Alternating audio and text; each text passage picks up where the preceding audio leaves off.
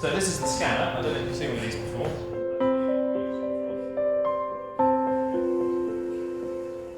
As more and more people have an MRI scan, everyone remembers a different experience. How are you doing? Is that all right there? But there are still many questions out there. In the 40-year history of MRI, there have been no known side effects, and it's a routine and painless procedure. But it is fair to say some people find the whole process easier than others. It seemed to be over quite quickly.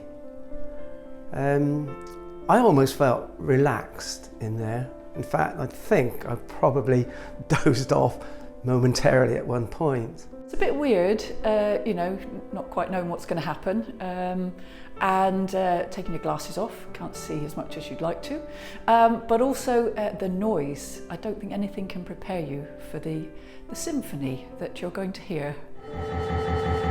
Ah yes, the noise. The scanner is very loud, and sometimes even when we warn people, they still say, "I wasn't expecting that." It's a complicated process and plainly a noisy one, even if you're wearing headphones. But the fact is, these noises are normal. All we can say is, if you hear loud bangs and clunks, be reassured, it's working.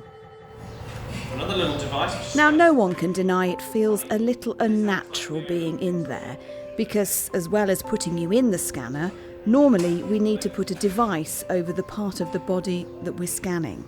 It acts like an aerial that helps to produce the images. Okay, so we're just going to pop this device over your head. Now, it may have to be placed over your head, though there is a small mirror inside so you can see out, and most people find it's not nearly as difficult as they thought it would be. I probably thought it was going to be close-fitting and quite claustrophobic, but it wasn't. It was quite spacious and airy, and the mirror in it allows you to see out, so I could see my toes wiggling, so I knew I was still alive. Okay, Peter, how are you doing there? We will talk to you in between the sequences, and if you really get worried, there is a button you can press. We'll stop and give you a break. Can we pop up on the bed here for me? So now, let's address those questions in some detail, shall we? MRI stands for Magnetic Resonance Imaging. As the name suggests, the machine uses magnetic fields. They're not X-rays. Now, without bamboozling you with science, the process magnetises protons inside your body. And in the same way that millions of pixels on a computer screen can create complex pictures, the signals from the millions of protons in the body can combine to create a detailed image of the inside of you. That depends on which part of the body we're scanning. It can take between 15 and 90 minutes. Okay, Mrs. Smith, got your drink for you. You may be asked to arrive up to an hour and a half before your scan to receive a drink. You may also need an injection of a medical dye in a vein or a drug in the muscle of your arm. This is to help show up the different parts of the body on the MRI scan. These are widely used routine techniques.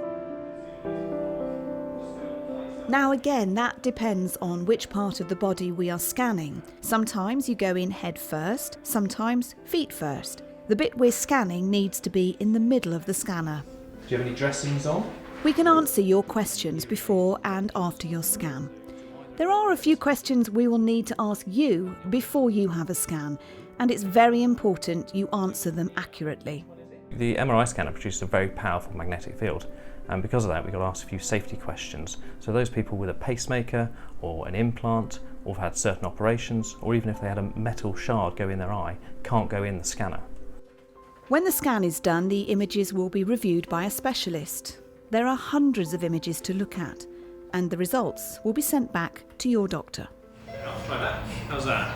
The bottom line is that an MRI can produce important images of you that can't be gathered by any other test.